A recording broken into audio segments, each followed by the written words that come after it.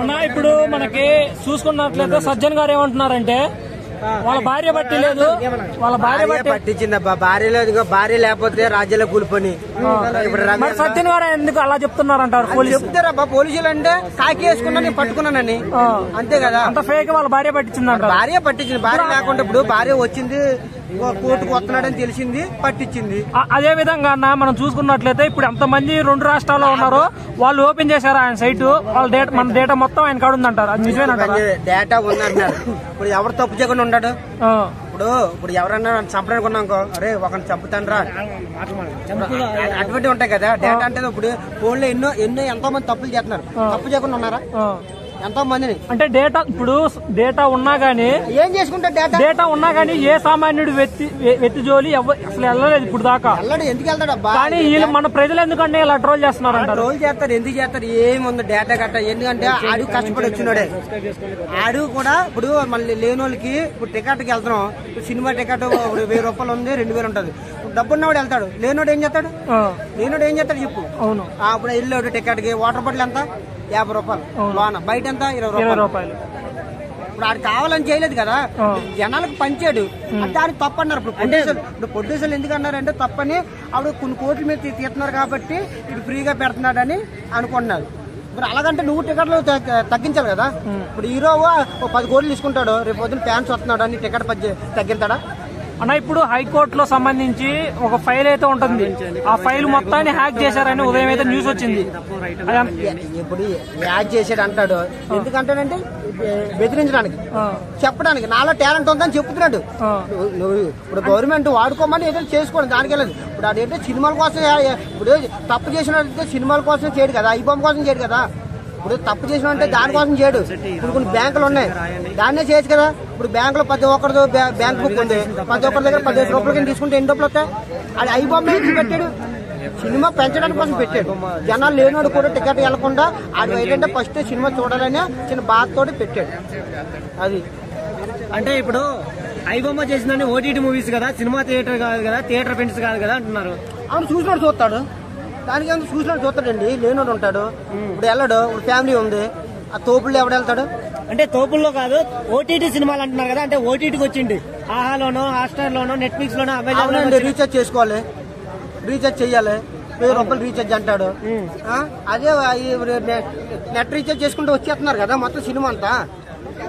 అన్న పైరసీ అంటున్నారు. అది వరకు మనం కంపల్సరీగా చూస్తే థియేటర్ లో చూస్తాం, లేకపోతే మామూలుగా సిడీలో చూస్తాం. కానీ ఇప్పుడు వచ్చిన ప్లాట్ఫామ్స్ ఎలా ఉన్నాయంటే, కొన్ని ప్లాట్ఫామ్స్ అయితే ఉన్నాయి మనం సబ్స్క్రిప్షన్ తీసుకొని, అవి కూడా థియేటర్ కి 4 రోజులు వచ్చిన తర్వాత మళ్ళీ దీంట్లోకి వస్తున్నాయి కదా, అది పైరసీ అంటారా? అంటారా? అది కూడా అంతే కదా. దాని వల్ల కూడా చెడిపోతుంది, దాని వల్ల కూడా థియేటర్ పడిపోతున్నాయి కదా. ఐబామ్లే కదా, అన్ని కూడా ఆపాలి కదా, అన్ని ఆపాలి. ఆహా ఆపాలి, వేరే యాప్ ఆపాలి. ఆయన్నే మనం తప్పలేం కదా. ఎవరు బిజినెస్ వాళ్ళది కదా, ఈయనకేం అవసరం బిజినెస్ నిలబెట్టడానికి, వాళ్ళ బిజినెస్ నిలబెట్టడానికి. సామాన్యుడు ఆగిపోతున్నాడు కదా. అలా కాదబ్బా, 4 రోజులు సినిమా ఆడితే ఏమంటే ఆహాలో వచ్చింది, ఆహాల వైర్ రావడం వల్ల ఏంది, సామాన్యుడు వెళ్ళలేడు కదా 50 రూపాయల టికెట్ కి. అర్థమవుతుందా? అది జరిగేది అక్కడ. అంటే ఓటీటీలో రావడం తప్ప, ఓటీటీలో రావడమే తప్పన్నా. ఇప్పుడు వాళ్ళ ఓటీటీలో రావడం వల్లే కదా. ఏ ఓటీటీలో రాకుండా ఉంటే చాలు కదా, అందరూ వెళ్తారు. ఓకే, ఆహా ఎవరిది? అల్లు అరవింద్, ఆపచ్చు కదా. అంటే ఇప్పుడు ఆహా రాకూడదు అంటే ఓటీటీలో రాకూడదు అంటున్నా. ఇట్లా ఇప్పుడు థియేటర్లో 4 రోజులు వచ్చిన తర్వాత ఆహాలోకి వెళ్ళినప్పుడు పెడతా ఉండదు, నువ్వు అటు పెడతావు అనుకో. ఇదంతా ఏంటంటే ఉండాలి. ఇప్పుడు ఇద్దరు మాట్లాడండి మీరు. ఇప్పుడు థియేటర్లోకి వచ్చేసరికి 5 రోజులు 4 రోజులకి వస్తుంది. ఎమ్మటే నెట్ఫ్లిక్స్ లోకి లేకుంటే ఆహాలోకి అట్లాంటి వెబ్సైట్ లోకి వెళ్తున్నాయి. వెళ్ళినప్పుడు ఏం చేస్తాడు సామాన్యుడు? దాంట్లోనే చూస్తాడు. ఇప్పుడు మీరేమంటున్నారు, 4 రోజుల తర్వాత ఆగొచ్చి వెళ్ళొచ్చు కదా, లేకపోతే 10 రోజుల తర్వాత వెళ్ళొచ్చు కదా. అప్పుడు వెళ్లేలోగా థియేటర్ లో ఉండడం లేదు కదా, 50 రూపాయల టికెట్, 100 రూపాయల టికెట్లు. ఇప్పుడు ఆ 4 రోజులు ఏదైతే ఉందో అప్పుడు 700, 500 ఉంటున్నాయి. మళ్ళీ ఆ 4 రోజుల తర్వాత వెళ్ళాలంటే అసలు హాల్లో ఉండలేదు కదా సినిమాలు. ఎందుకుంటలేదు? బాగుండే ఇప్పుడు కాంతారా ఉంది, కాంతారా చాప్టర్ 1 ఉంది, ఎన్ని రోజులు ఆడలేదు, ఎన్ని కోట్లు సంపాదించలేదు. బాగున్న సినిమా 10 రోజులు కంపల్సరీ 1000 రూపాయలు, 2000 ఉంటది టికెట్. ఉన్నప్పుడు ఒక సామాన్యుడు మనలాంటి వాళ్ళు, హాస్టల్ ఫీజు కట్టుకోలేని వాళ్ళు, సామాన్యులు, బడుగు బాలేని వాళ్ళు ఉంటారు. అట్లాంటి వాళ్ళు వెళ్ళాలన్నప్పుడు ఆ 10 రోజుల తర్వాత ఈ నెట్ఫ్లిక్స్ లో ఈ వీటిల్లోకి వచ్చిన తర్వాత ఎవరు పోతారన్నా చెప్పండి. 10 రోజుల తర్వాత రూల్ లేదండి. అక్కడ 4 వారాలు కంపల్సరీ థియేటర్ లో ఉండాలి, లేక థియేటర్ లో లేకపోయినా 4 వారాల తర్వాత సినిమాను. సరే 4 వారాలు అన్నారు. ఇప్పుడు స్కూల్ లైఫ్ ఒక పులివెందుల మహేష్ తీశాడు. ఎన్ని రోజులు ఉందన్న చెప్పన్నా? ఏది పులివెందుల మహేష్ స్కూల్ లైఫ్ అనే సినిమా తీసిండు. చిన్న సినిమాలు వేరు, పెద్ద సినిమాలు వేరు. చిన్న సినిమాలు బతకూడదా? ఇప్పుడు పెద్ద సినిమాల వల్ల చిన్న సినిమాలు పోతున్నాయి కదా, మరి పోతున్నాయి కదా. మరి పెద్ద సినిమాలు అంటున్నారు, మరి చిన్న సినిమాలు మనలాంటి వాళ్ళైనా తీసేది ఎవరో కాదు. చిన్న సినిమాలు అంటే మనలాంటి వాళ్ళే. ఇప్పుడు స్కూల్ లైఫ్ అనేది 50 లక్షలు పెట్టి తీసిండు. ఎంత నష్టం అది? అమ్మటే నెట్ఫ్లిక్స్ లోకి లేకపోతే ఇప్పుడు సరే 50 లక్షలు పెట్టాలి సినిమా అన్నారు. ప్రేమలో సినిమా ఉంది, 1 కోటి రూపాయల డబ్బింగ్ గిబ్బింగ్ అయిపోయింది కదన్నా. ఇప్పుడు సినిమాలు చూసేది మనలాంటి వాళ్ళే. ఏది థియేటర్ లో చూడాలన్నా గానీ, దేంట్లో చూడాలన్నా గానీ 4 రోజుల తర్వాత, 5 రోజుల తర్వాత పెద్దోళ్ళు చూసిన తర్వాత మన సామాన్యులు 100 రూపాయలకి, 200కి, 150కి చూస్తాం. చూసినప్పుడు ఇప్పుడు స్కూల్ లైఫ్ ఉంది, ఎంబడే తీసేశారు. నాలాంటి వాడు వెళ్ళాలంటే ఐమాక్స్ లోకి అప్పుడు ఎంత, లేకపోతే మన రవి కళామందిర్ థియేటరే ఉంది, అలాంటి వాటిల్లో ఉండలేదు కదా, ఎంబడి తీసేస్తున్నారు. ఇప్పుడు బాహుబలి పెద్ద పెద్ద సినిమాలే మంచిగా ఉంటే ఇప్పుడు అంతెందుకు బాగుంది అనుకోండి, సినిమా బాగుంది అనుకోండి, బాగుంటే 2 వారాలు కాదు 3 వారాలు, నెల రోజులైనా ఆడుతుంది. బాగలేని సినిమాను ఆ థియేటర్ ఓనర్ పెట్టుకొని అతను నష్టపోవాలా? ఈ మధ్య మంచి హిట్ అయిన మూవీ ఏదని చెప్పండి ఒకటి. ఏది ఈ మధ్య హిట్ అయిన సినిమా? బాగా హిట్ అయిన సినిమా అంటే కాంతారా. ఎన్ని రోజులు ఉందన్నా? మీరు చెప్పండి ఎన్ని రోజులు? 2 వారాలు ఉంది. 2 వారాలు మీరేమన్నారు? ఎక్కడ 2 వారాలు ఉంది? 2 వారాలు చూసుకున్నా ఇప్పటికీ థియేటర్ లో ఆడుతుంది. ఇంకా బుక్ మై షోలో మీరు చెక్ చేసుకోండి. లేదన్నా అన్నా, ఇప్పటికీ థియేటర్ లో ఆడుతుంది, బుక్ మై షోలో మీరు చెక్ చేసుకోండి. ఇప్పుడు దాని ఫస్ట్ ఎన్ని థియేటర్లు ఇచ్చిండ్రన్నా బుక్ మై షోలో? ఏది బుక్ మై షోలో మొత్తం ఫస్ట్ రోజు ఇచ్చింది 86 థియేటర్లకు ఇచ్చారు హైదరాబాద్ లో. ఇప్పటికి 1 వారం తర్వాత ఎన్ని థియేటర్లు ఉన్నాయి దాంట్లో? థియేటర్లు అనేది సినిమా వచ్చే కొద్దీ థియేటర్లు తగ్గుతుంటాయి. థియేటర్లు తగ్గుతున్నాయి అన్న. సామాన్యుడు ఎట్టాళ్తాడు అనేది అప్పుడే ప్రేమలు అనే సినిమా ప్లాట్ఫామ్స్ లోకి వచ్చాయన్న. ఓటీటీ ప్లాట్ఫామ్స్ వచ్చినప్పుడు మళ్ళాంటి వాళ్ళు చూస్తున్నారు. ప్రేమలు అనే సినిమా 20 థియేటర్లో రిలీజ్ అయితే ఆ తర్వాత నుంచి షోలు పెంచుకుంటూ షోలు పెరిగినాయి. ఒకటి సినిమా బాగుంటే ఎవరైనా వెళ్తారు, ఎవరైనా చూస్తారు. చెప్పేది ఏంటంటే ఫస్ట్ ఆహా, నెట్ఫ్లిక్స్ ఇలాంటి వాటిలో కూడా పైరసీ జరుగుతుంది. ఇలాంటి వాటికి లేకపోతే ప్రతి ఒక్కడు 100 రోజులు, అది వరకు 100 రోజులు ఆడే సినిమాలు ఉన్నాయి. ఓకేనా? అది వరకు 100 రోజుల సినిమాలు ఇప్పుడు కూడా ఆడాలంటే ఇలాంటి నెట్ఫ్లిక్స్, ఆహా లాంటి పోతే కంపల్సరీగా 100 రోజులు ఆడుతాయి. ఎందుకు ఆడు? ఆ రోజు 100 రోజులు ఆడలేక ఎందుకు ఆడలేదు నెట్ఫ్లిక్స్?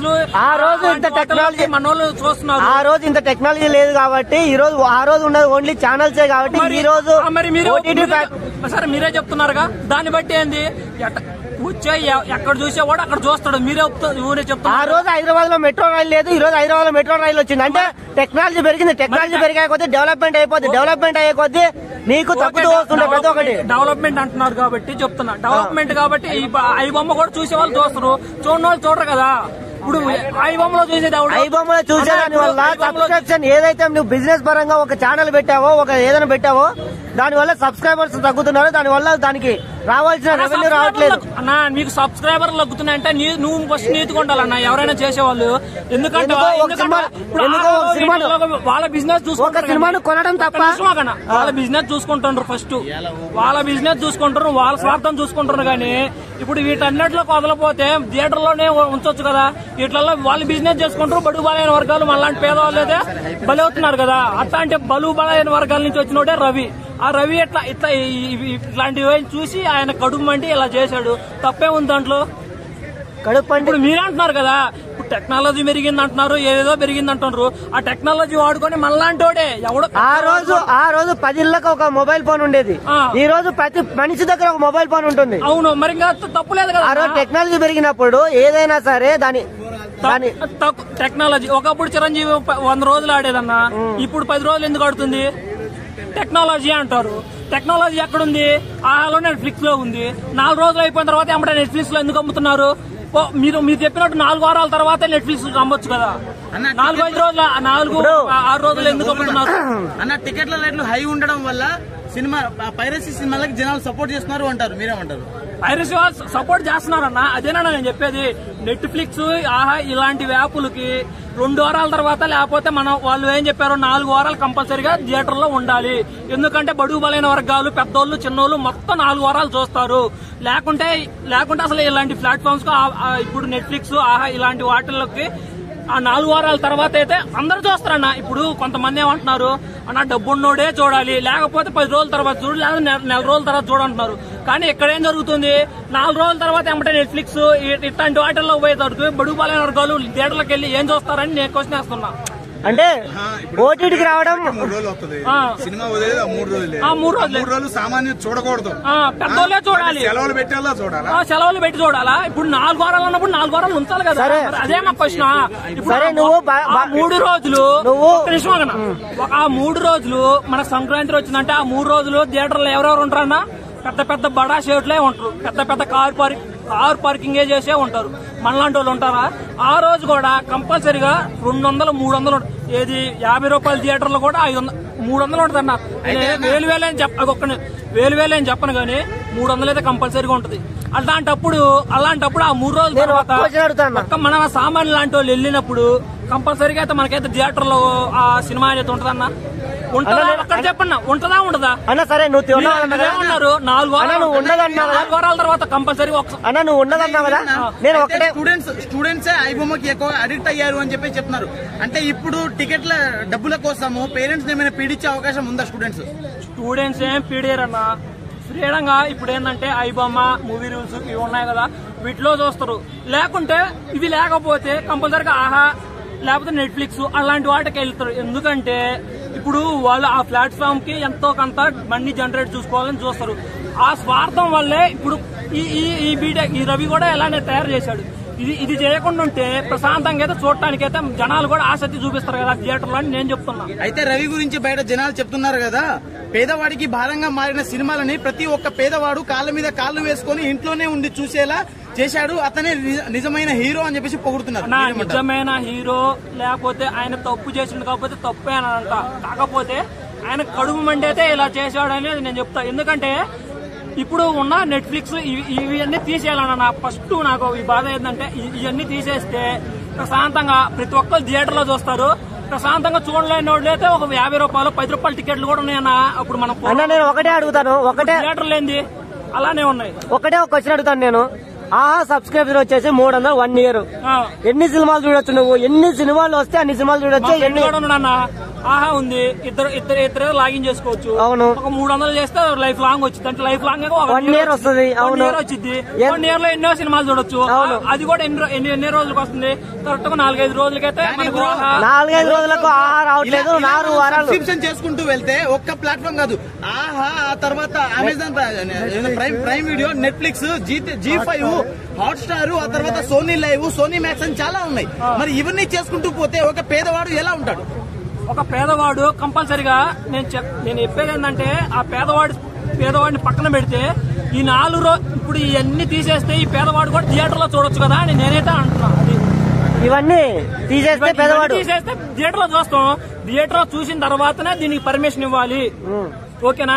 ఇప్పుడు మనోడైతే ఏదైతే చెప్పాడో G5, HTV అని ఇవన్నీ అనేది ఒక 4 వారాల తర్వాత సేల్ చేసుకుంటే మంచిదని నేనైతే చెప్తాను. అప్పట్లో సరే ఒక పేదవాడు సినిమాలు చూడాలంటే అప్పట్లో ఒక సినిమా కోసము మా అంటే ఒక పండుగ కోసం వెయిట్ చేసేవాళ్ళు. కానీ ఇప్పుడు ఓటీటీ ప్లాట్ఫామ్ వచ్చిన తర్వాత పాత సినిమాలు రిపీట్ టీవీలో వస్తున్నాయి, కానీ కొత్త సినిమాలు టీవీలో రావడం లేదు. ఫోన్ యూజ్ చేయని వాడు కూడా ఎలా చూస్తాడు ఆ సినిమాని, కొత్త సినిమాలని? ఒకప్పుడు మన 90s కిడ్స్ అందరూ తెలుసు ఏంటంటే సండే వస్తే 7ంటికి కొత్త సినిమా వచ్చింది. ఓకే, అందరూ తెలుసు. దానికోసం మనం వెయిట్ చేస్తూ ఉంటాం. ఏది ఒక సినిమా వదిలిన తర్వాత ఒక 2 నెలలకో లేకపోతే ఫెస్టివల్ దగ్గరకు ఉందంటే మన జెమినీ మూవీస్ లో అలాంటి వాటిలో వేస్తారు. కానీ ఇప్పుడు ప్రెజెంట్ ఏముందంటే ఇవన్నీ తీసేసి ముందు సబ్స్క్రిప్షన్ తీసుకుని సబ్స్క్రిప్షన్ లో మనం చూస్తున్నాం. ముందుగానే చూస్తున్నాం వల్ల ఈ టీవీలలో కూడా మన ఆసక్తి చూపట్ల. అందువల్ల నేను అనేది ఏంటంటే ఈ నెట్ఫ్లిక్స్ లాగితే మనం మూవీస్ లో చూడొచ్చు,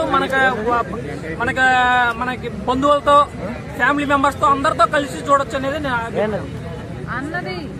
అయితే అన్న మీరు ఒక్క మాట చెప్పాలి అనుకుంటే అసలు ఇమిడి రవి గురించి ఒక్క మాటలో ఆయన్ని కొందరు హీరోగా పొగుడుతున్నారు, కొందరు విలన్ అంటున్నారు, కొందరైతే దొంగ అని దోషిస్తున్నారు, ఇంకొందరు అయితే అసలు ఇతను ఇలా చేసిన వాడు రేపటి రోజు దేశ సంపదని తీసుకెళ్లి వేరే దేశాలకు అమ్మేయడానికి గ్యారంటీ ఏదో అడుగుతున్నారు. ఒకటే చెప్తున్నా, ఇతను అమ్మేయాలి లేకపోతే ఏదో ఫైనాన్షియల్ గా పెద్దోడవ్వాలంటే కంపల్సరీగా ఎప్పుడు పెద్దోడేవాడు. ఇప్పుడు రవి కాదు, 2017లో ఎప్పుడో మొదలుపెట్టాడు ఈ రవి అనేవాడు. కానీ ఇప్పుడు ఏమంటున్నారు పోలీసులైనా కానీ ఎవరైనా కానీ 5 లక్షల మంది 6 లక్షల మందిని మొత్తాన్ని వాళ్ళ డేటా ఉందంటున్నారు. ఏ రోజైనా కానీ ఇప్పుడు చెప్పిన ఇన్వెస్టిగేషన్ చేసిన ప్రకారం అయినా కానీ ఏ సామాన్యుడినైనా కానీ ఇబ్బంది పెట్టాడా లేకపోతే బ్లాక్ మెయిల్ చేశాడా అనేది ప్రూఫ్ ఎక్కడా లేదు. అయితే బయట ఏంటంటే చెప్పండి, బయట కొన్ని సైబర్ నేరగాళ్ల పన్నాగాలు జరుగుతున్నాయి. ఒకవేళ సైబర్ నేరగాళ్లకి ఇతనే సమాచారం ఇచ్చి వాళ్ళతో అలా చేస్తున్నాడేమో అవ్వచ్చు. ఎందుకంటే చేశాడా అని అడిగారు, ఇప్పుడు అలా చేస్తున్నాడేమో నేను డౌట్ రేస్ చేస్తున్నాను. అదే ఇప్పుడు ఉదయం చూసే ఉంటారు హైకోర్టులో మనకు సంబంధించిన ఒక ఫైల్ అయితే ఉంటది, హైకోర్టు ఫైల్. ఆ ఫైల్ అయితే మొత్తం హ్యాక్ చేయడం జరిగింది. ఆ హ్యాక్ చేయడం అనేది రవి అయితే దాని బ్యాక్ సైడ్ కంపల్సరీగా ఇన్ఫార్మర్లు అయితే అంటే వాళ్ళకి సంబంధించిన వాళ్ళు అయితే కంపల్సరీగా ఉన్నారనేది తెలుస్తుంది. ఓకే, థ్యాంక్ యూ అన్న, థ్యాంక్ యూ. అయితే అయితే నేను చెప్తాను, విను ఒక నిమిషం మాట్లాడు.